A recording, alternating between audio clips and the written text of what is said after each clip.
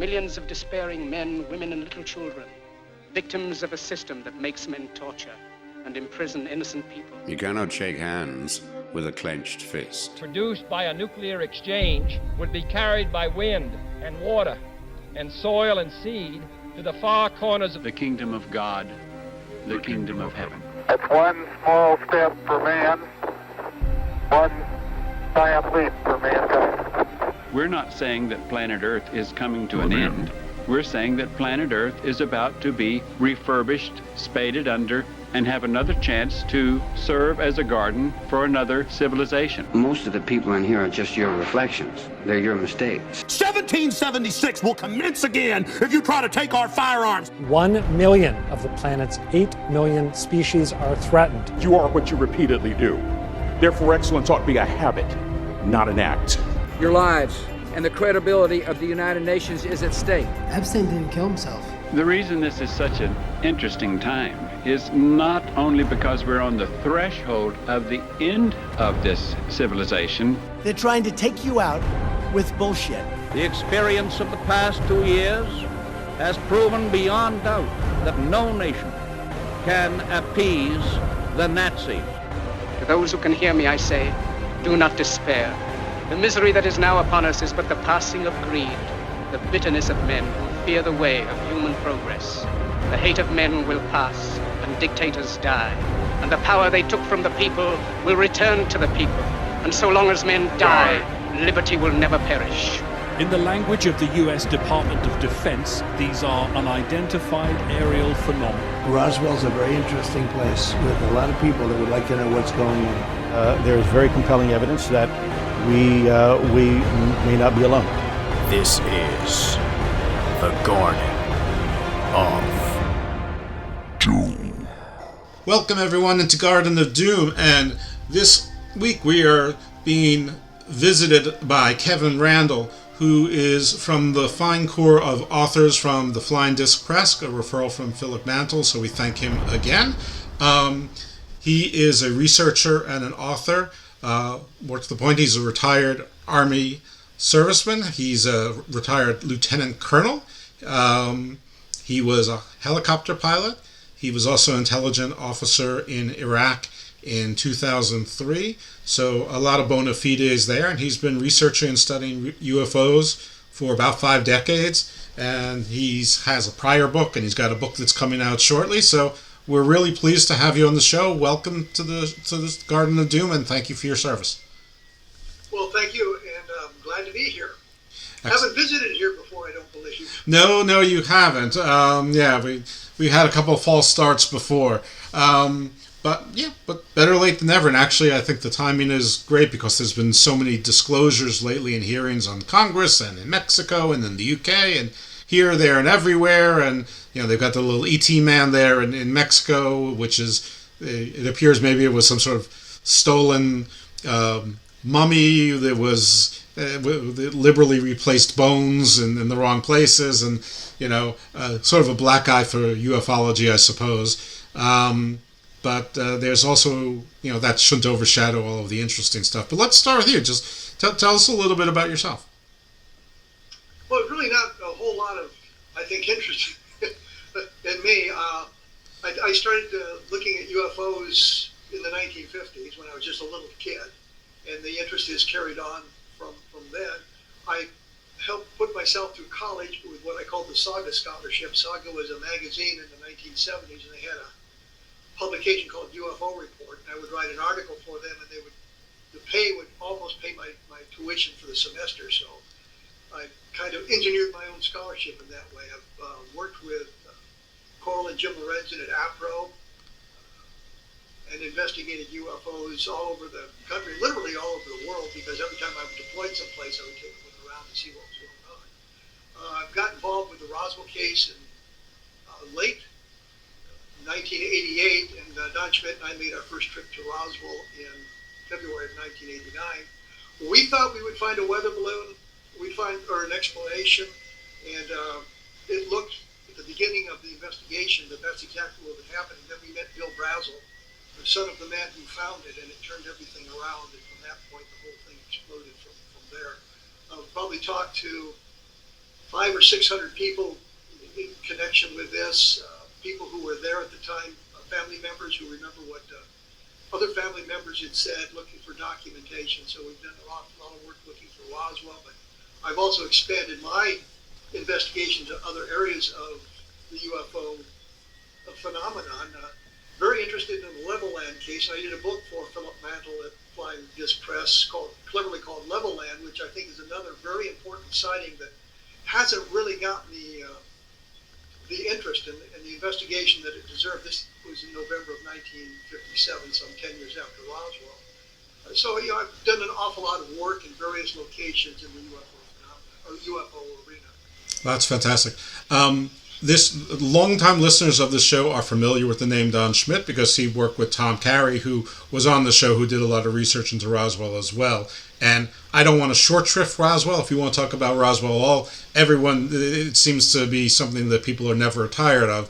But I'd love to hear about Leveland, but I just want to put a pin in both of our memories now to come back to at the end, because you said that you've been deployed to various places over the world and you would look around, and I would love to hear what you found all over. But that's not the focus of the show, but that can maybe be before we do the outro and remind everyone how to follow you and support you and the names of the books and all that. But so if you want to start with Roswell, that's fine, and then get into Leveland, because I'm not sure that I'm familiar with Leveland.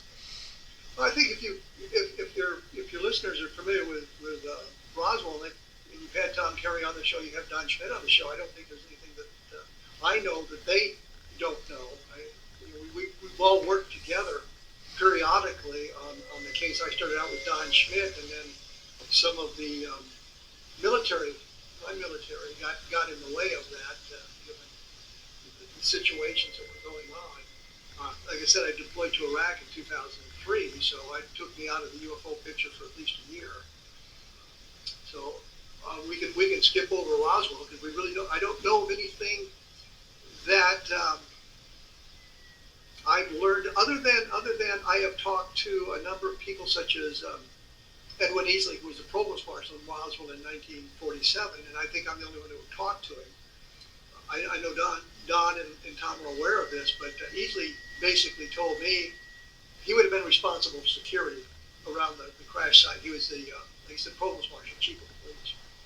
And in talking with him, he was very careful about what he would say, and he repeatedly said, well, I can't talk about that, I sworn to secrecy. And at one point he said he promised the president he'd been sworn to secrecy. Mm-hmm. And the skeptic said, well, would the president call a major at this obscure little military base? And I'm thinking, yeah, he would if it was important enough.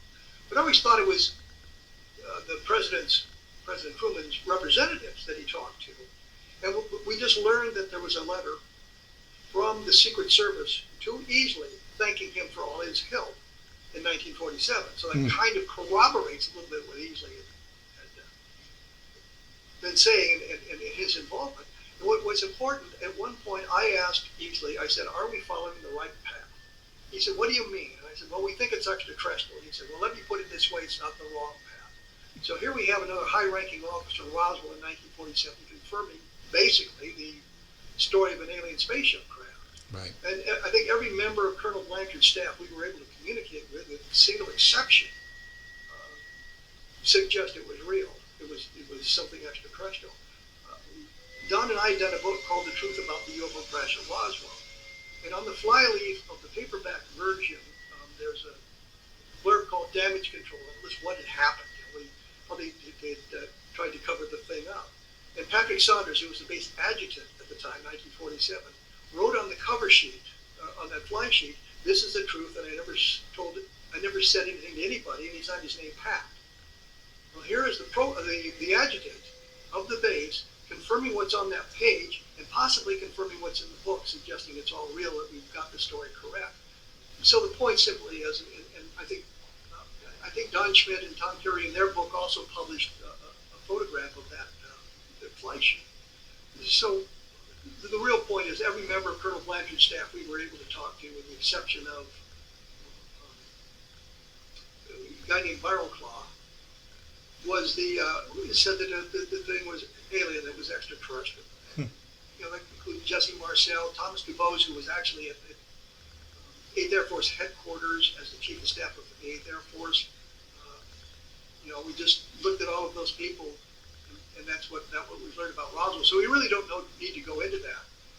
Moving rapidly forward to Levelland, this was a series of sightings that took place on November 2nd, November 3rd, 1957, around Levelland, Texas, which if you look at the map of Texas, you know it's huge.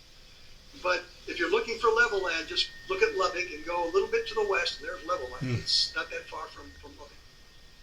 What happened is a large number of people reported a glowing, bright red, sometimes bright blue object coming down close to their car, stalling the car engines, putting out the headlights, filling the radios with static, and then when it left, the cars could be started again and they could take off. Multiple calls into the sheriff's office. The sheriff originally thought there was somebody playing some kind of a joke. And what I learned is he went out looking for this object and he actually saw it. He got close enough that his car stalled, and that there was Air Force officers with him, and their car stalled as well. So we've got some interesting information about what's going on. This is a case, the sheriff said at one point that he had hundreds of phone calls about this. I always say dozens, because hundreds seems like an awful lot. But it took place for several hours around the Levelland, Texas area. We've got multiple witnesses talking about how their cars were stalled. Only one of them said that the car reached up and started spontaneously. All the others indicated they had to do some action to make the car start, which is an important point with that. I'm not doing a very good job of describing the case, I fear. It started with a fellow in a pickup truck, Pedro Saucedo, got close to it. His pickup truck stalled. The object landed nearby. It was first very bright blue and then changed to a bright red. He didn't go out of the truck and rolled under it because he was worried about something going on. The passenger just sat there petrified. The object was on the ground for 4 or 5 minutes. It took off in a bright red glow, and Saucedo got back in the truck, and they started the truck. He would not proceed to Levelland from that point. He went somewhere else and called the sheriff to talk about it. That kind of sparked the whole thing. But there's multiple witnesses. The Air Force investigated some 2 or 3 days later. The investigator, a mid-level NCO, spent 7 hours in Levelland investigating it, but we don't know what he did for the whole 7 hours because there's a great gap in the period. But he returned with several explanations for what it was, none of which suggested anything alien. The Air Force eventually decided it was ball lightning, and that's the final explanation. Ball lightning, a very short-lived phenomenon, which many physicists argue that it really doesn't exist. They're very small, 18 to 24 inches. They last for seconds, and there's no record of them ever stalling a car engine. So it's a very important case because it's got the UFO interacting with the environment. It's multiple independent witnesses, and there's landing traces out there. There was a landing trace where the object left markings on the ground. So if it had been investigated properly in 1957, we'd have an awfully good body of evidence for the extraterrestrial explanation. But the Air Force shut it down. The argument devolved into Don Kehoe, who was the head of NICAP at the time, and the Air Force arguing over the number of witnesses, which is just absolutely preposterous. It took it out of the realm of, here's what happened to, well, there were only 3 witnesses. Well, there were 9 witnesses. If you go to the Air Force file, you find the names of 13 witnesses. And in my research, found the names of many, many others. The Air Force didn't really pay much attention to it. But it sparked a series of sightings around, especially in the Southwest, around the country, where the UFOs were stalling car engines. And that was one of the things that made this bunch of sightings more interesting because of that interaction with the environment. It's not an, I would say not an uncommon. There are probably 500 or 600 reports of UFOs stalling car engines. Mark Rodiger from the Center of UFO Studies in the, I think it was a mid-1980s, collected some 480 reports of cars being stalled, not just in Levelland, but around the country. It happened in France, happened in South America. There are stories of the close approach of the UFOs changing the paint color of cars, which is really kind of funny. And other UFOs knocking radio stations off the air, TV stations off the air, so there's some kind of electromagnetic effect with some UFOs that interact with the environment and cause these sorts of things. And Levelland is kind of the penultimate of these sightings. If people are my age or a little bit older, a little bit younger, the stalling of the car thing is almost what we were programmed to believe, because we sort of probably our first exposure was probably Close Encounters of the Third Kind, E.T., The X-Files, and that trope was always in those movies, but that came from somewhere. That came from talking to witnesses such as yours. I mean, it wasn't just an invention out of whole cloth. I think that people sort of forgot about it as everything got more modernized with Independence Day and stuff like that. But that's ball lightning is. It needs to be like in sandstorms or something. There needs to be immense amounts of friction. Ball lightning is not something that happens all the time. I mean, most people have never even heard of it. And you're correct, not that you need my correction, but not all scientists agree it's even a real thing, that it even exists. It's ball lightning's been blamed for everything, like the will-o'-the-wisps and genies and ghosts, and everything you can think of has been called ball lightning. I'm not sure if I've heard about UFOs or not before. Well, but the interesting thing about the level land case, if we didn't have Roswell, which has the craft and the bodies associated with it, we just had level land. This is a very important case because of the number of witnesses. The Conjure Committee in the late 1960s, when they were investigating UFOs, didn't do anything at all. Level land is barely mentioned in their report. They do look at two cases where witnesses reported their cars being stalled and kind of blow them off. And they mentioned level land and said, well, we didn't do anything with this because we couldn't find the cars from 1957. And I think, well, you don't necessarily need to find the cars. You could investigate what the witnesses said. You could talk about this stuff. But their idea was that if you get one of the cars there and you could do what they talked sort of a magnetic mapping of the car and see if it was significantly different than other cars made at the same time, then you have some kind of evidence. He said, but we couldn't find the cars. And I'm thinking, well, that's kind of dumb because these things are going on. Why don't you do that now in the late 1960s for those reports? But the Condon Committee was a put-up job. The Air Force sent a letter. The guy's name was Robert Hippler, sent a letter to the Condon Committee and said, here's what we'd like you to find. That the Air Force did a good job investigating UFOs. There's no scientific value in continuing the research, and we should end Project Blue Book now. Okay. Say something good about the Air Force. That letter got leaked into the public arena, or we found it in the public arena now, and I put a copy of it, or the information from it, up on my blog, and the response from the Condon says, yeah, we can do that. So we're supposedly having a scientific investigation. We've laid out the parameters. Here's what you're going to find. Condon actually confirmed that some 18 months later when he was giving a speech in Corning, New York, I believe it was, and he said to the audience, I don't think there's much to that, but I'm not supposed to discover that for another 18 months. So we've got proof that the scientific investigation of UFOs was not a scientific investigation of UFOs, which kind of takes us into today's arena where we're going to do that again. Right. But the real point here is they stayed away from the level land sightings. They stayed away from this idea, for the most part, of the objects stalling the car engines. And you think of the electromagnetic pulse that we talk about now in today's environment being something like it. I think during World War II, the Japanese attempted to create a weapon using magnetism or something like that to stall aircraft engines. Their idea was to put it in airplanes so they could stall the engines of their well, our they found it was effective out to about 10 feet. So it wasn't much use to them. Right. So this is some kind of a powerful electromagnetic field. Fran Ridge has created what he calls the NADAR network, and they're looking for multiple anomalous detections. And one of the things they look for is compass deviations, which would be electromagnetic. They're also looking for other electromagnetic things. They're looking for barometric pressure and everything. So it's measured by instrumentality. And if there's an alert on if it's node centers, then the node center, the guy can go out and take a look. Sometimes what's happened most recently with that is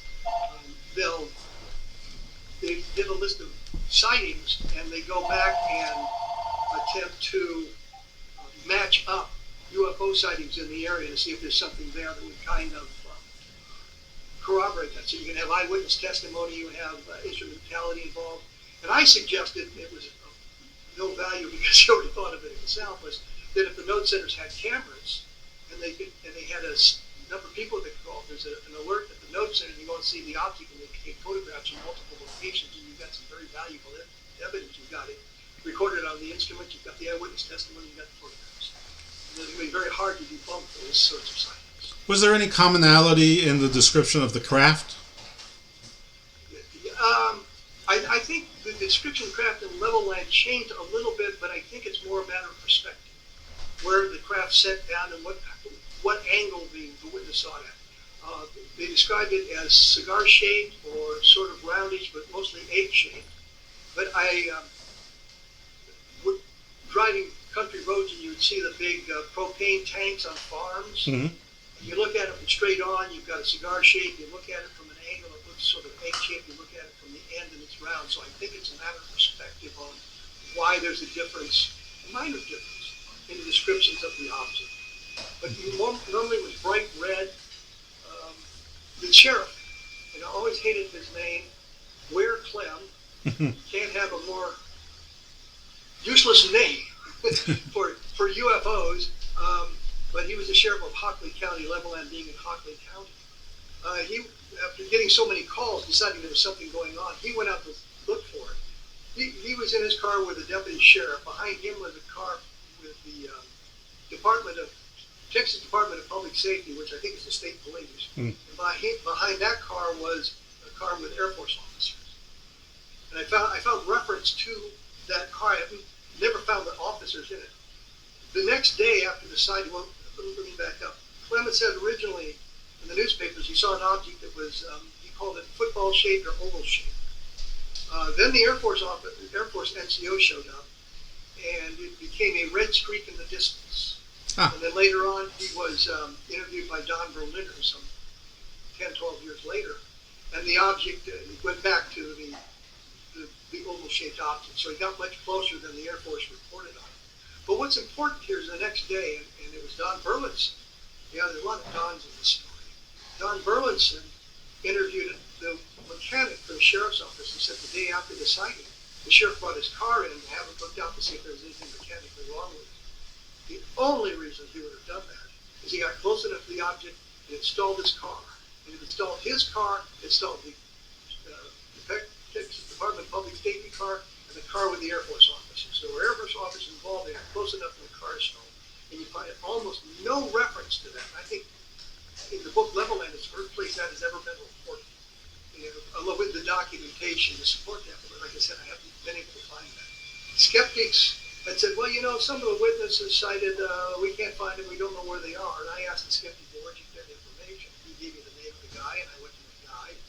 He said, well, I just read something in the newspaper about it. There were 4 witnesses that couldn't be found. And I think it really came about from a fellow named Frank Williams who called the sheriff and reported an object. And then they couldn't find Frank Williams, thinking that he lived in the Levelland area. And so they searched Hockley County and the adjacent county looking for this guy and couldn't find him. And I'm thinking, if the guy was transient, they wouldn't have found him there. He was on his way home or on his way to business, whatever.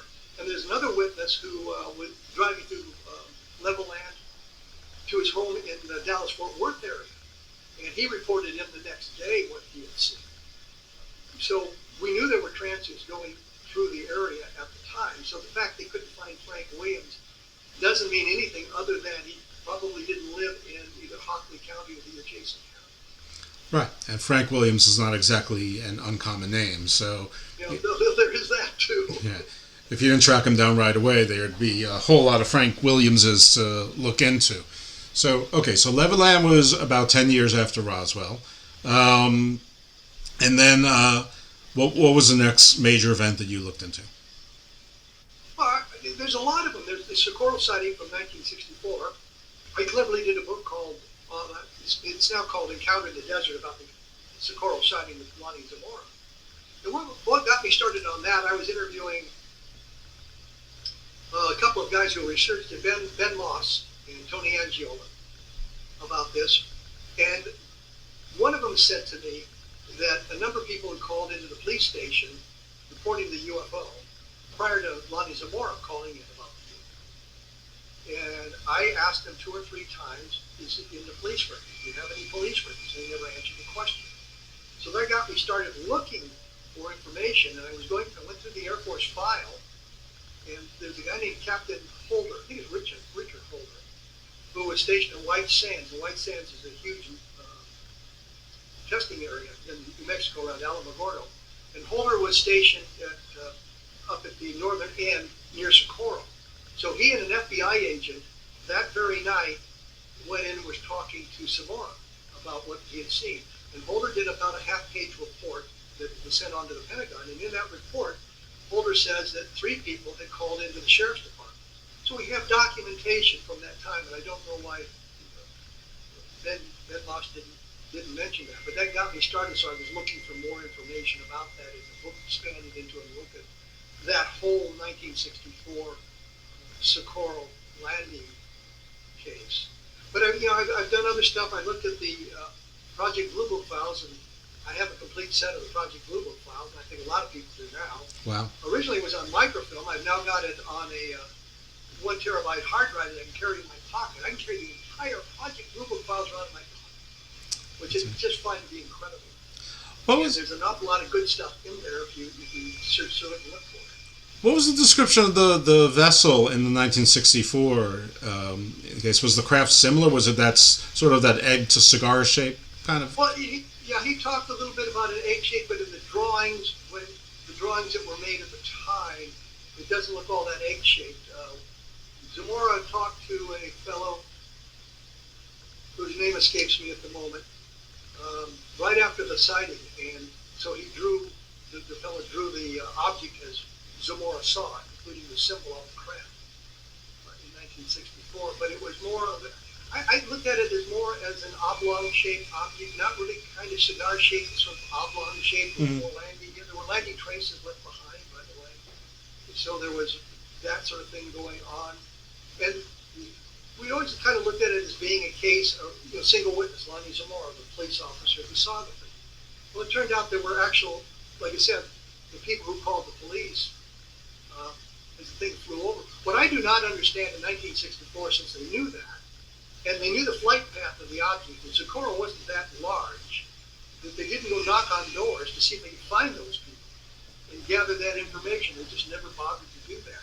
I know that Hynek, when he went to Lieutenant Jalin Hynek, the Air Force consultant to Project Blue Book, and later the guy who started Center for Uniform Studies, when he was in Socorro, heard about other sightings and wanted to go investigate those, and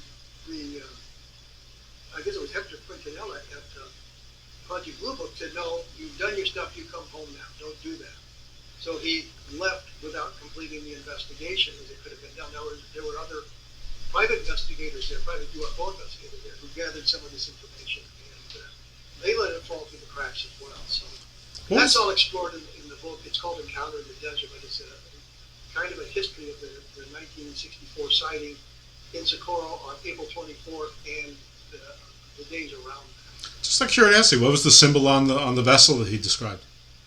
Well, that became a point of contention because the Air Force released one symbol that wasn't right. I think it was Holder who suggested they not release the symbol so that if there were other people coming forward talking about the symbol, if they couldn't draw what Zamora saw, then they could eliminate that. I always called it the parachute symbol. It's got sort of a curved top, and there's a line down it with an arrow and lines underneath it. The fake symbol is a V shape with 3 lines through it. Okay. And so you can find newspaper articles. This is here's what the symbol is, and then later on you can find the other symbol.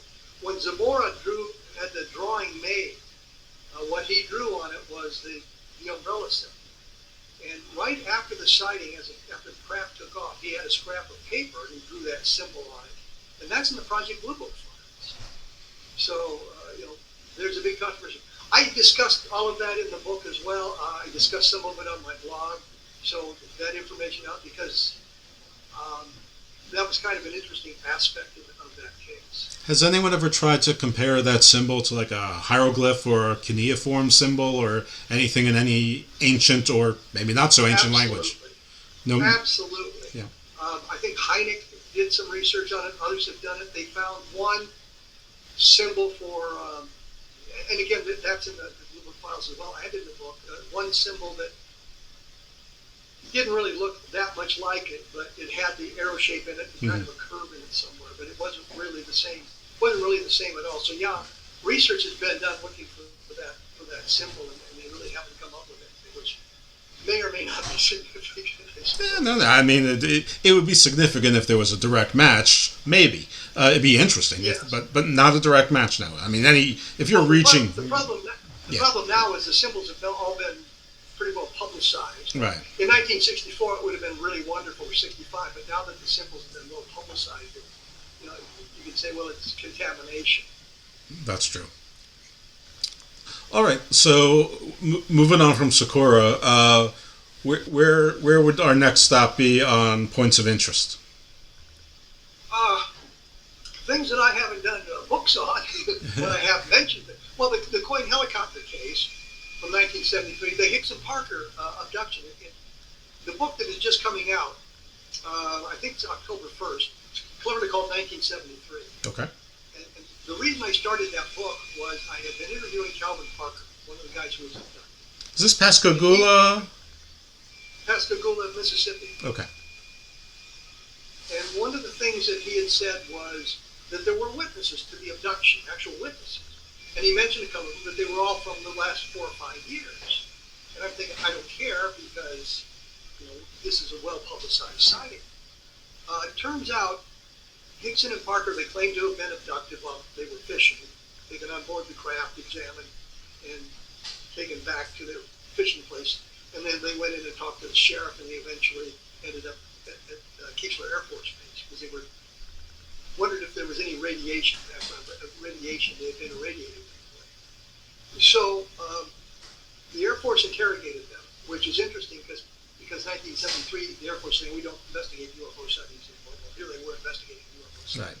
There was a document created that has a list of the Air Force officers involved, including high-ranking officers, the intelligence officer, and all of this stuff. And in that document, it talks about 4 other witnesses to the abduction, people who were outside of it. 3 people in one car and 1 guy in another location. So the day after the sighting, we got people talking about having witnessed the abduction. So that makes the people who came about later much more impressive, because we have a precedent for that. And Philip Mantle, Irene Scott, and Calvin Parker were doing a lot of the research. And as you know, Calvin Parker just passed away recently, which is very, very unfortunate. But so the book 1973 started out as looking at the flap, the sightings from late September 1973 to middle of November 1973, because it was a period of very intense vacation. A lot of people seen the craft on the ground, a lot of occupant reports in that period of time, so it was interesting aspect as well. But I started because of Parker. And as I got into the research, I discovered that 1973 had an awful lot of UFO sightings. There was a big flap in Georgia in, I think, late August, with lots of police officers involved seeing the things. And other people being affected by the close approach of the UFO. I think one guy, they were driving down the road, he looked back, his face got burned, he was sort of blinded by the object, his glasses were deformed by that. His wife had to drive him to the hospital, he was blinded for 2 or 3 days. But a lot of interesting sightings around the Pascagoula abduction. And then we centered on that. I was pretty much an agnostic, if not a complete denier of abduction cases. I just didn't believe it because it just didn't make any sense to me. And here's the case that kind of turns that around a little bit, because you've got not only the 2 guys who are extremely credible about what they experienced at the time, they were left alone in a police interrogation room right after this happened, after we got to the police station, left alone with a recorder running. And the police thinking, well, if this is a hoax, they're going to say something on tape. Right. I don't think it was sophisticated enough to figure that out. So that was impressive. Then we've got the witnesses. Philip Klass, of course, debunked the case in one of his books, but the debunking was more about the polygraph operator than it was the sighting itself. He spent pages and pages and pages about looking to the background of the guy who did the polygraph that said they passed the polygraph test.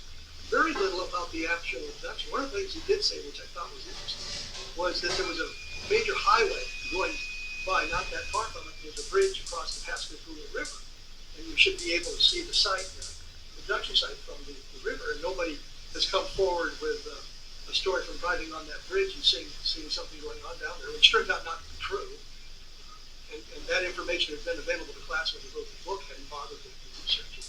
But it also turns out, if you go to the site, one of the important things that I've found is sometimes going to the site provides you with an explanation. Sometimes it explains why things aren't what you see. Mm-hmm. So you can only see the abduction site going one way on the bridge because of the way the bridge is structured.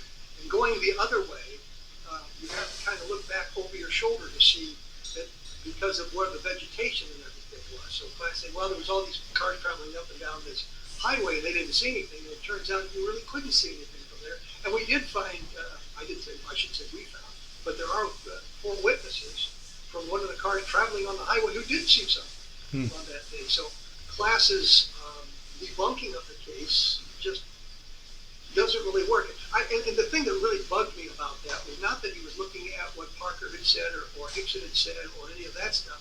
He was more interested in why we should not believe the polygraph operators' assessment of what they could see. That seems like a diversionary tactic that we're sort of become accustomed to. You throw red meat in the wrong direction. Have you encountered anything with, everyone always talks about the men in black or the black choppers or cattle mutilations, and, these are things that I think are either exaggerated or I find a hard time believing. Like cattle mutilation, I just don't understand why. I just don't understand the purpose. Well, you would think if you were studying the bovine existence on Earth, for whatever reason, after you got 4 or 5 samples, you pretty well got it figured out. I would think, yeah. I got involved in that in 73. I think it was Jim Lorenzen from APRO called. There had been a bunch of mutilations up in Minnesota, and he asked me to go up and look at it. Well, we found answers for all of them, all terrestrial answers, so we were pretty good off on that. So. But I think the answer is terrestrially based. I got challenged one day, or not me personally, but somebody had said, well, when we've done the necropsy on the animals, we find a lack of blood, or a lack of copper in the blood. How do you explain that? I thought, well, that's a darn good question. And then I discovered, by the wonders of the internet, you type, copper deficiency in cattle, and you come up with all these papers, scientific papers, refereed scientific papers, about why there's copper deficiency in cattle. And that one of the supplements that ranchers in specific areas have to feed the cattle is copper. And if a cow is just given birth, there's a deficiency of copper in the animal. So, they say, well, how do you explain the copper deficiency in animals, some of the mutilated animals? The answer is, well, because that's one of the problems they have. It's not that unusual. The other thing was that one of the pictures they showed of a dead cow, mutilated cow, and they said there's no scavenger or predator footprints around the cow. And I looked at it and I said, yeah, what about all the bird droppings of the carcass, showing that the birds had been scavenging the animal as well. So the explanation was right there. So I agree with you. I don't think there's really anything extraordinary about the cattle mutilation other than the hype around it. I did talk to the guy named Lama, who was a former FBI agent. He had been commissioned by the state of New Mexico to look into the cattle mutilations.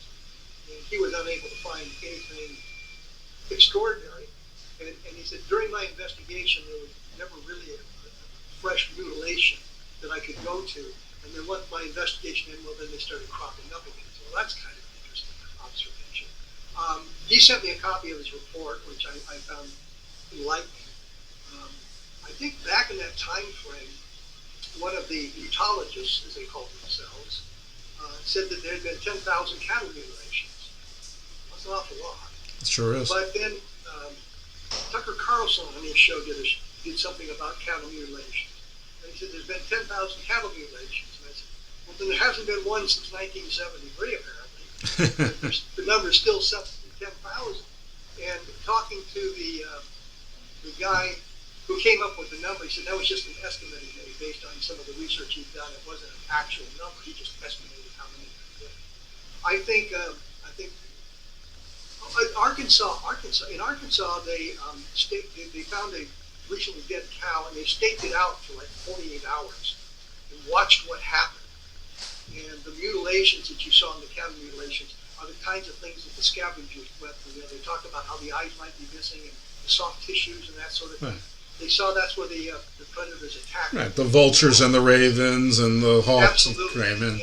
Yeah. So they could document the whole thing. So I'm with you on that. I just don't think cattle mutilations has anything to do, unless cattle anus is some kind of a delicacy in Central or in Alpha Centauri, and they haven't figured out how to clone a cow, so they have to keep coming to Earth to steal all the cows. Yes, I've heard it is the rage in Proxima Centauri. So yes, and then Andromeda, the extra distance. You have to go intergalactic, intergalactic. All right. So black choppers, Men in Black. Have you heard anything about that? Well, of course, I've heard about it. An awful lot of the black choppers. A friend named Russ Estes was investigating the black choppers, and he said this one woman talked about how the black choppers were bothering her all the time. So he went out to her house. He saw the black choppers, but they were regular helicopters because there was an airport not that far from her, and you're looking up into a bright blue sky and a helicopter overhead, and it's going to look black. Right, they all look black. Helicopters that are painted dark green, so. Right. Black helicopters, I think, is that kind of thing. I don't see the purpose of it.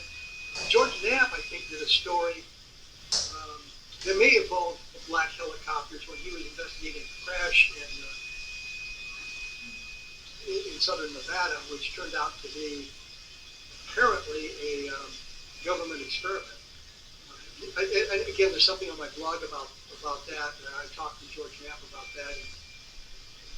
Well, I don't doubt that there's black helicopters that the military has used and tested, and I'm sure that there's some that were tested in the 70s, were used in the 80s and the 90s, and some that were tested in the 80s and the 90s were used in the service 10, 20 years later, so it continues. I mean, most of the stealth vehicles we see are black. With the George Knapp story, with the possibility of a crash, I talked about that in a book called Crash When UFOs Fall from the Sky, so you can see what Knapp had told me and what we learned about this alleged crash, which turned out to be some kind of an experiment from the Area 51, I think is, or Dugway, because they're both kind of in that general location. Right. George Knapp, for those who don't know, he was a news anchor in I think Las Vegas, and he came at the story as sort of a skeptic, and then he sort of became a convert. He heard a lot of things and became a convert, and he's still doing it now. At some point, sometimes I think it's fair to ask, are you still doing it because you're a true believer, or because this has become your new job? I sort of feel the same way about Stephen Greer now. When he first came into ufology, he was like this guy from Harvard, from the outside, professor, and now he's sort of, I don't know. I'm not sure. I don't want to. Well, I would not put George Knapp in the same boat as Stephen Greer. And if you watch the congressional hearings with David Grush and the fighter pilots that they had in August or late July, Knapp was sitting behind them in the audience, behind the people being interviewed. So he's still interested in this stuff, and he's still doing stuff. I think I've met George. He's a good guy. Where our personal opinions on UFOs diverge somewhat, but I think you could say that about practically anybody. If you get two guys sitting together, their opinions are going to diverge. Oh, for sure. On some of this, we could argue cattle mutilations. I think you and I pretty much agree on that, but I can find a number of people who would say, no, there's some kind of an alien component. Oh yeah, absolutely, and I'm willing to listen. I have a show called Garden of Doom, for Lord's sake. I mean, I don't stand in judgment. I just don't understand the why of it. Like you said, there's only a certain amount of cows in the world. You find a man, you find a woman. You do a couple of female or male. You do a couple of repeats to see if your test made sure, but you don't need 10,000. I mean, even if you're going for dairy, beef, wild, yak, whatever. I mean. Well, if you remember your anthropological history of the evolution of mankind, the Neanderthal was a short, stocky, humpbacked person. And the problem is, it was based on a single skeleton they had found that had some kind of arthritic disease. Right. So he had this, and then as they found more skeletons, they realized, well, they were walking more upright, and not all of them looked like that. So Right. you have to create a baseline, of course, because a single individual could be bizarre. Absolutely. In that respect, so you have to create the baseline, but and that's the thing, 10,000 is a huge baseline, and I don't think it's that necessary. And what's the importance of studying the cows that much where you have the humans, which are much more interesting because we've created a civilization, and the cows basically just stand in the field and eat. Well, if you listen to a lot of creation myths, there is like a giant primordial cow up there, which makes up either feeds the gods or makes up a lot of the ground and oceans and stuff. So maybe that's a true myth, and they're trying to find the great mother cow, from way gone, yes. From at the Big Bang time or whatever. Anyway, we are digressing. It's my fault. So I keep asking the same question about the crafts. Is there any commonality as we get in closer to now in your investigations, whether it's Pascagoula or some of the others with this oblong shape, whatever we call it, egg, circle, cigar, oblong, is that symbol popped up again? It turns out, I think, the National UFO Reporting Center has a listing of shapes on their website. And if I remember correctly from yesterday, the most common shape is triangle, which is kind of interesting. Cigar shape is up there. Circle, I think maybe circle is the biggest one, but there is commonality in that respect. What I find interesting is we don't have a lot of photographs that show the commonality. There's the Minville photograph from 1950, and then there's a picture taken in France, I think in 1954, where there's some commonality of the two objects, but that we don't really see a lot of that sort of thing. And I think an awful lot of the photographs that we get are basically natural phenomena seen under unnatural circumstances. I was standing outside one evening, and looked up and saw what looked like a domed disc in the dark, based on where the lights were. The lighting of it gave me the impression of a domed disc. And then I heard the jet engine roar, and it turned and it changed shape on me. Mm-hmm. So I said, "Oh, that's an airplane." But I think that if you've got a sighting that lasts mere seconds, then we pretty well eliminate that because the observer hasn't had enough time to really gain a good visual impact from what he or she might be seeing. So I try to look for sightings of over a minute or more, and the longer the sighting, the better off we are. But if you get too long, then you have to begin wondering why aren't there other people who are reporting the same thing? Like in Levelland, you have the sightings and people kept reporting what was happening to them over a period of several hours in the Levelland area. So you have to kind of look for that sort of thing. And with the digital cameras that everybody has today, I know there's a lot of things that show up on the digital cameras that they didn't see them when they took the picture, and it's now kind of a UFO-looking object. A lot of times it has to do with the lenses in the camera, it has to do with the lighting, nighttime photographs. I really like the nighttime photographs they put up on some of the websites because they're really neat. Meaning the foreground detail, not the UFOs. The UFOs are just sort of a light in the distance. And one of them that I really like and put up on my blog, where somebody wrote in and said, well, it's a refraction in the camera lens based on where the lighting was. Well, that's interesting, but I like the pictures. Right. I know that you have been following the hearings in the U.S. Congress. I'm sure you've been following the ones that are taking place in other countries as well. Part of this is because of all the cameras everywhere, all the commercial pilots and all the military pilots. There was the pilots from the Nimitz, caught it on their wing camera, and they seem to have no idea what they were looking at. What are your thoughts on the disclosures, the videos, the photos, the testimony? Has anything struck you as being particularly persuasive, or the reverse?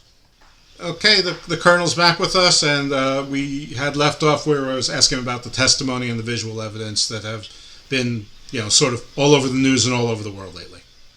Well, as I said, we've had the pilot testimony and that sort of thing for 70 years. What's interesting now is the instrumentality that's brought into it. which sometimes the objects may be technological glitches.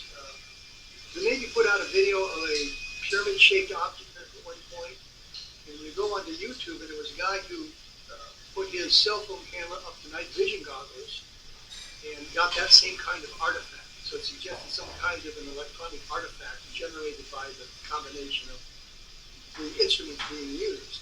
But what struck me about all of this is that it sparked an interest. But Congress is going to investigate, the military is going to investigate, NASA is going to investigate, and we've been talking about for 2 or 3 years. The NASA report that just came out last week was another exercise in, here's what we're going to do, and we're going to coordinate with these agencies, and we're going to look through this information. And there was really nothing of substance in there other than, I think, Kirkpatrick, who was the head of ARROW, what is it, All Domain Resolution Office, or whatever it is, the big government investigation, had said there were, it mentioned in the context of the report that he'd received 800 sightings. But there's really nothing in there other than things that we'd already heard about and investigation. And it looks to me like we're doing the same thing that we were doing in the 1950s and the 1960s. We're going to investigate, and yet the investigations don't get started, and the investigations all explain everything, regardless of what the facts are. So I'm just not really persuaded that it's going to go anywhere, because we've been through all of this before. And I did an analysis of the NASA report I put up on the blog on Sunday, which, by the way, is at www.kevinrandall.blogspot.com if you want to read my analysis of it and what I thought of it. But that's the thing we've got. We've got David Brush talking about 12 different incidents of UFO crashes. But he mentions this 1933 thing in Italy, and colleagues of mine, colleagues of the UFO field, in Italy investigated this 20 years ago and said, no, it's a hoax. And yet Rush is talking about it. Here's this important UFO crash. I just read something today. One of the congressmen who was involved in this, with the hearings with Rush from the committee, and the question would not answer specific questions, so we'll have to talk about that in private. In-camera sessions or classified briefings, but apparently that hasn't happened yet. Right. So they don't know anything more. And my concern is we could put Rush in touch with some people who are less, I'd see as less than credible.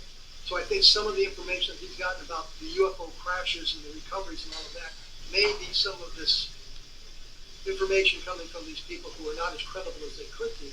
Like I said, I did a book called Crash and UFOs Fall from the Sky. I think there's 118 different crashes listed in there, from a list of more than 300 that I looked at. And of those 118, at the time I said there were about 5 that I think deserve further investigation, and I think that's now down to 4. Mm-hmm. We just couldn't have them falling out of the sky like that, because if that was the case, then we would have the answers. Again, we would have a different discussion. Right. A lot of them are single witness. A lot of them are clearly hoaxes. Robert Willingham comes to mind. He claimed to be an Air Force colonel who'd seen a UFO crash near Del Rio, Texas, back in, well, originally in 1948, then it was 1950, and then it was in the mid-1950s, as he evolved his story. And it turned out there were pictures of him in Air Force uniforms in the 1960s. And I said, this guy is not what he claims to be, because I can find no record of him other than for 13 months as an enlisted man in the Army at the very end of World War II. And they said, well, how do you explain the pictures? I said, send me the pictures and I'll tell you. And it turned out he was in the Civil Air Patrol. Civil Air Patrol is an Air Force auxiliary. I don't know how many people know exactly what it is. They do search and rescue. They wear Air Force uniforms. The modification is with the rank on one side, they have like a CAP on the other side. They have a metal plate over the right breast pocket that says Civil Air Patrol, Auxiliary of the United States Air Force. And if you blow up the picture of Willingham, he's clearly in a Civil Air Patrol uniform. So that's how you explain the picture. I can find no record of him as an Air Force pilot. The one thing that really bothered me about him, having been a military pilot myself, I know these things. The FAA says that if you've gone through a military flight school and you have 200 hours of flight time, you can get a commercial pilot's license. All you do is take a 50-question test on FAA regulation. Every military pilot I know, including me, who's gone to get a FAA license, has gotten the commercial license, taken the 50-question test. Willingham had a private pilot's license. Okay. There was no reason for that to have happened if he was who he said he was. When I went in to take the test, I had like 1,400 hours. 1,200 of it was combat. So I had no problem getting the test. I didn't score very high. I scored high enough to pass, but it wasn't like an ace, or 100% yes, but I scored high enough that I passed, and I left with my commercial pilot's license, a temporary license, and they sent me the official one later on. Willingham had a private pilot's license. I say had because he passed away. But everything I could find about him suggested he had not been an Air Force officer at any time. So he's not credible. Not credible. But we believed him.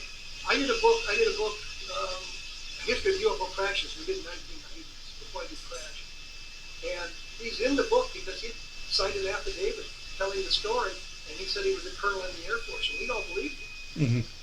But nobody had ever bothered to check his credentials, which I finally did, and couldn't check it. I found out that he claimed to be a veteran of World War II, technically correct, but he didn't enter the service until December of 1945. All the shooting was over, right? But the war was not declared over until the middle of 1946. So technically, he was a veteran of World War II. If I had been in that position, my attitude would have been, I don't think I'm going to be claiming that. Right. Now, I will say, I've served during 3 wars: Vietnam, Desert Storm, and Iraq. But I was not called into the combat arena during Desert Storm. I didn't deploy into the combat arena. So really, it's just the two wars. But I do have a National Defense Service ribbon, which you can only get during time of conflict. And I have 2 stars on it for multiple awards, so 3 awards of the National Defense. So I didn't even realize that until I retired from the Air Force or the Army, National Guard, and they gave me the final document. It said National Defense for 3 awards. So I didn't know that. I guess the point being is that military records are pretty easy to find and not hidden, and it's often in triplicate. Well, in today's environment, it's much harder. When I was investigating Willingham, it was much easier to get records. He had presented a document that came from the Air Force Reserve Center in Denver. That's not the official name. I forget it at the moment. And I wrote to them about that with this document being had, and said, well, this isn't one that we issued because it wasn't filled out right. And so he had a document that he had basically forged to prove his point. He was trying to get a pension for his Civil Air Patrol service. And he didn't succeed in that deception. They didn't charge him. Yeah, but that's something that kind of permeates the whole UFO field as well. These people claiming military service or expertise that they simply do not have. Understood. Before I forget, and I don't want to forget, we've had some researchers on the show from all over the world, and of course the UK and Australia, around the US, but also we've had someone who's investigated in Mexico, someone who's investigated from Brazil and all through South America, a few other places as well. And you had mentioned that when you were deployed, you poked around a bit. Were there any, I don't know if you were able to investigate, or were there any discoveries or incidents you came upon that you found intriguing? The only one that I found intriguing, unfortunately, is in the United States, and that was the Kinross case, which is the jet interceptor set to investigate a UFO. The blips merged on radar, and then the single blip flew off, and they never found the airplane. In 1954, I think it was. I ran into a number of guys who had been there at the time. And so I talked to them about that sighting, and they said, well, there were 2 schools of thought. One of them is that the jet went into the lake, and they just haven't found it. And the other was that the UFO took it. And one of the guys he's a fighter pilot, was telling me that he was flying in that area, I think not long after this happened. And they were being paced by a flight light or a flight option. And he decided that they were going to turn into it and see what it would do. And I thought, well, I don't think I've been quite that adventurous. Kept my eye on it. And he said, they turned toward it and just shot off in the distance. I had access to the SIPRNet while I was an intelligence officer in Iraq, so I got to see a lot of classified stuff. And I kept my eyes open for anything that suggested UFOs, and I didn't see anything there. Some things in Vietnam came up that were bizarre. What I would do when I had an opportunity in locations is visit the newspapers and go through the morgues and look for UFO sightings and see what I could discover there. I spent a lot of time going through morgues and copying clippings from various newspapers and that sort of thing. But I never really discovered anything extraordinary during the deployments at all. What I discovered later on when I got back from that and talking to fellow officers or enlisted men about what they had seen and what they had done, nothing really extraordinary came out of it. But it was one of the things I did just to see what was going on. I found an article in the Cedar Rapids Gazette about a landing in Cedar Rapids. It was kind of intriguing, but looked like it was kind of foolish. And then the next day, there was a landing in Waterloo, Iowa, which was very interesting. And so I made the copy of it, and I left. And I was sitting around thinking, I should have seen what was in the next day's paper. Right. So I went back and looked at the next day's paper, and it turned out to be a hoax. And then what I did not discover, but somebody else did, was that I did a book about alien mysteries, and there's an actual photograph of this UFO, this craft that supposedly crashed in Waterloo, Iowa. I had an illustration from the Cedar Rapids Gazette, but there's a photograph of it that was taken in Waterloo in 1897, late airship in 1897. I'm thinking, I never thought to look for a photograph, but it was in the Waterloo newspaper, Waterloo being like 50 miles from Cedar Rapids. But, that sort of thing. Discoveries come in from bizarre research, or bizarre questions being asked, and that's it. Well, in your almost 5 decades of research and investigations, have you come to any sort of conclusions, any sort of like grand statement that you can make? Well, the grand statement would be, whatever they are, they're not from our solar system. They would be from crossing interstellar distances. I would assume they're from close to Earth relatively, 40, 50 light years away, even though we have no capability of traveling those distances with our current technology, which doesn't mean somebody else hasn't figured out it. I lean toward the extraterrestrial in my bias, but I would like to see something concrete. I think the evidence takes us in that direction. Roswell, for example, we've eliminated every terrestrial explanation. There is no terrestrial explanation that explains Roswell. Everybody agrees something fell. The Air Force believes it was a balloon project, which, by the way, what they were doing in New Mexico wasn't secret. The ultimate purpose was, but that's a whole other argument. But we have found nothing, and I say we, Don Schmidt, Tom Kerr, and me, we haven't found anything that terrestrially would explain it. I've got complete records from the White Sands Missile Range and what they were launching in that time frame. We were looking for aircraft accidents. We were looking for anything that might explain this. So I lean toward the extraterrestrial for Roswell, but I would like something more concrete before I leap over that fence and say, yes, this is an alien spacecraft, or we have been visited by aliens. I'd like to see something more concrete. And I think the evidence, if you look at all the evidence dispassionately, then you're going to lean a little bit toward the extraterrestrial. You'll probably be where I am, saying, well, we don't have the smoking gun, but by golly, this information takes us in that direction. I know this next thing is maybe putting you further beyond your skis than you want to go or can go, but do you think that the government or governments know more than they're letting on, or do you think that they are as in the dark as anyone else? Well, if Roswell was true, then the government knows, because they've got the craft and they've got the bodies. Clearly, they know.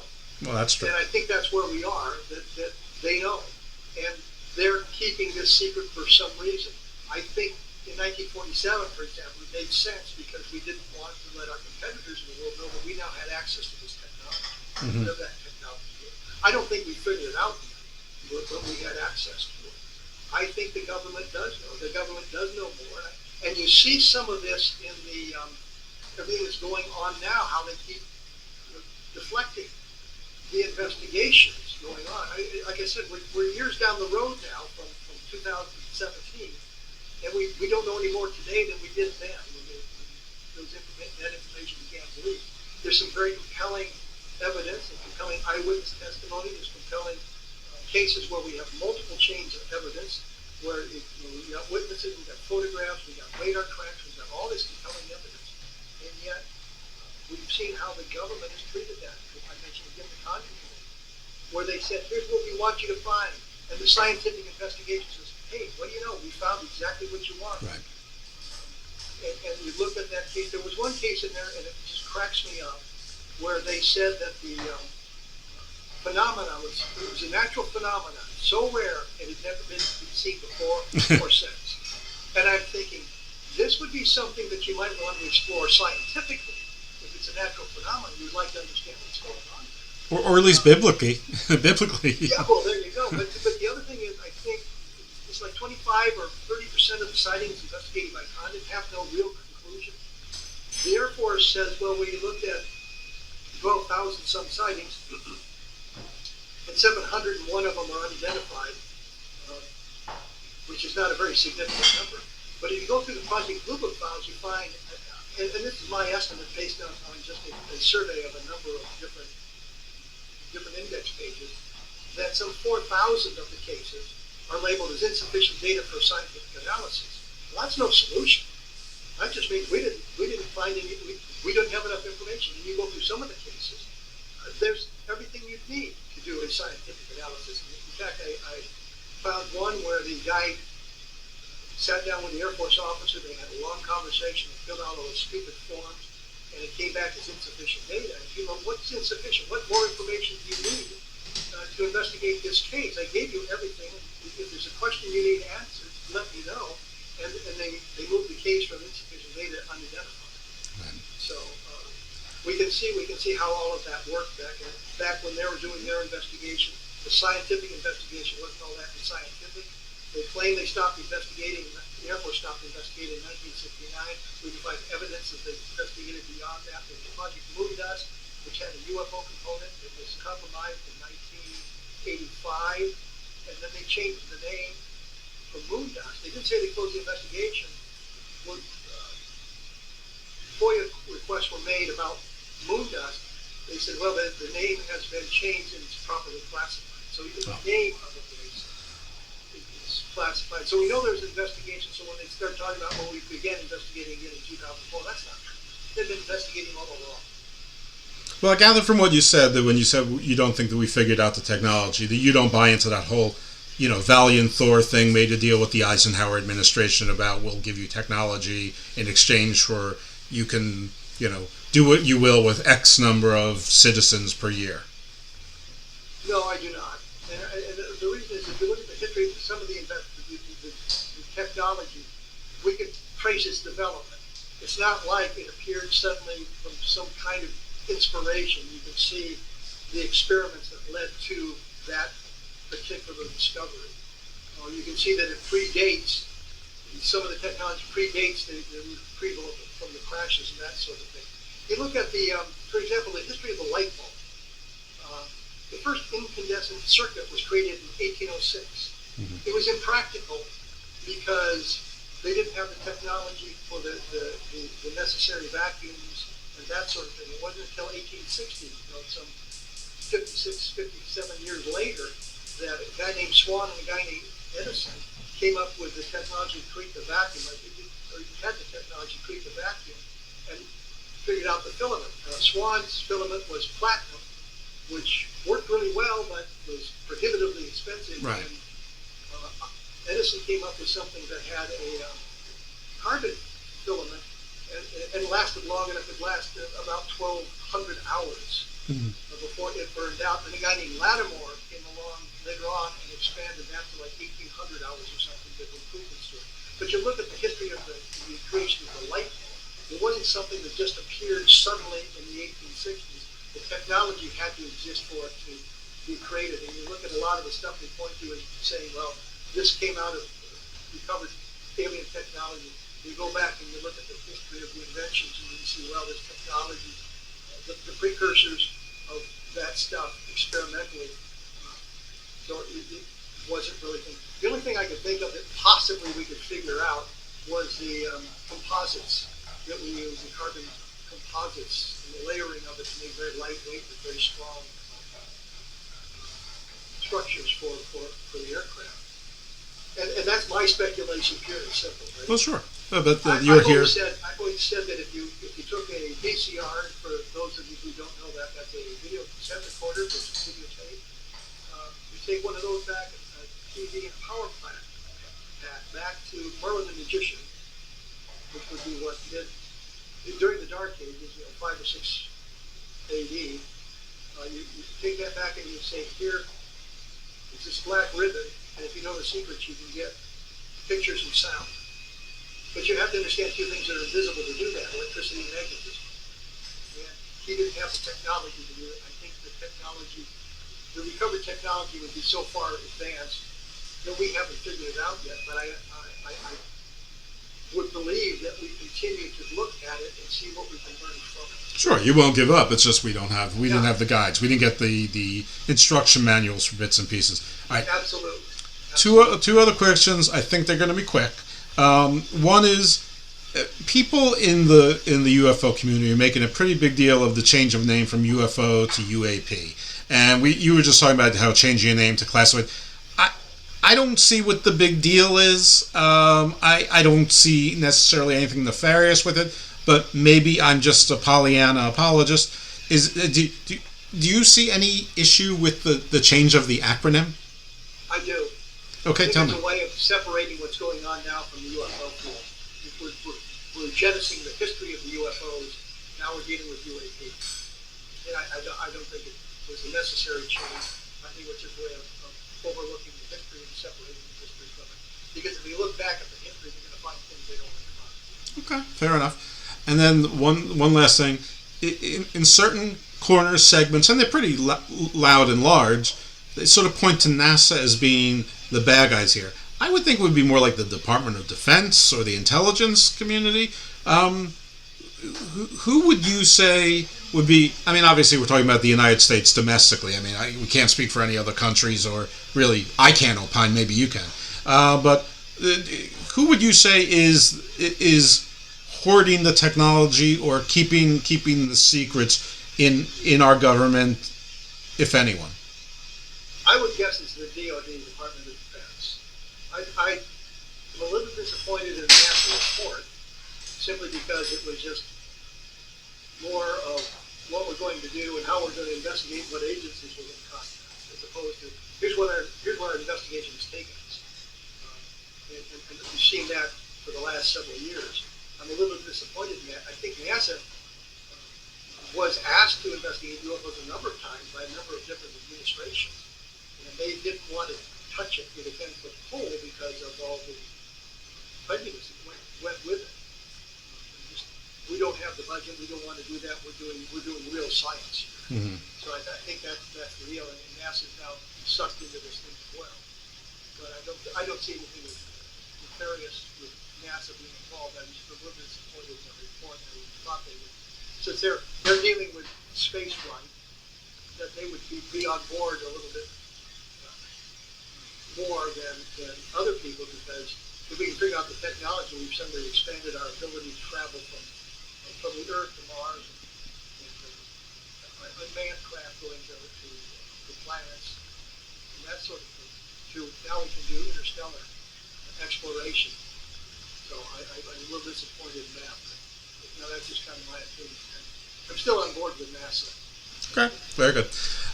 Is there anything that I didn't give you a chance to talk about or ask you about that you did want to raise? I think we pretty well run the gambit here. I got to promote my books more so than I normally do. I usually forget to do that. Oh, well, let's do it again. Run through the books and where people can find them, where they can support you. And... Well, there's 37 UFO books, so we won't be running through them all. Okay. But go to Amazon at Kevin Randall. You can just type my name in it, and it'll bring up the UFO books. My blog, as I said, kevinrandall.blogspot.com. It's called A Different Perspective. Sometimes it pops up pretty high on the Google algorithms, and sometimes it does. But if you type in A Different Perspective, it'll come up that way too. And if you're looking for specific things, I think that people type in like NASA report, and since I did a posting on NASA report, it draws people to the blog that way. So you can find it that way. You just have to scroll down and you come to A Different Perspective and click on it. And from there, there's a search engine on there, and things I've talked about tonight or this morning, whatever time it is. There's a search engine. You type in a keyword, and it'll bring up the articles I've done on it. So you type in level N, and it'll bring up all the articles. You can scroll down and see what you want there, or Willingham, or whatever it happens to be. Just type in keywords. And the forthcoming book is called 1973. 1973, yes. And that'll be around the 50th anniversary of Pascagoula, so there you go. Did we just pass the 50th? I think we did just pass it, but it's we're still in... But we're still in the same year, so we're right. good. That's what I was just going to say. We're still in the year 50. Yeah, Irene Scott was on the show also, and I know that you've worked with her, but I think she has her separate book as well. Anyway. Well, they've done an awful lot of work on Pascagoula, and they've changed my mind on it, so they win on that. Excellent. All right. Well, listen. Thank you very much, Lieutenant Colonel Kevin Randall, for being on the show and all that you've done, and for your books. And folks, you've heard the titles of his books. He told you where his blog was and everything else. So go ahead, buy yourself some books, some early Christmas gifts, and we thank you very much for joining us here in the Garden of Doom.